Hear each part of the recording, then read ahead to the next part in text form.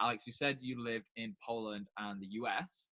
And when I lived in Poland, I definitely noticed a cultural difference in terms of the girls between there and the UK. What were you taught from Polish culture about STDs and like safe sex, and what were you taught in the US culture? In terms of like Polish and growing up in Poland, like nothing. So I guess everything that when I learn about Poland, it's like kind of backwards. I mean, in a sense, like it's all from Poland and or the US, and then I have to kind of like see what people know in Poland. But I guess the biggest cultural shift, I guess you could see in terms of the dating culture, American dating culture, much more casual. I feel like in Poland, there's two types of relationships. Either like people straight out of high school, super into committed, involved relationships, or I guess on the other spectrum, people that are just casually hooking up, which the gap is quite large, and this casual sex culture doesn't really exist. And then when I was actually trying to look up statistics in terms of like STD correlations, like I was like, is this a joke? Like in the US, I'm seeing like it's in the millions, and literally in 2017 in Poland, there were 2,000 cases of STDs. Like it's essentially non-existent, which I was like,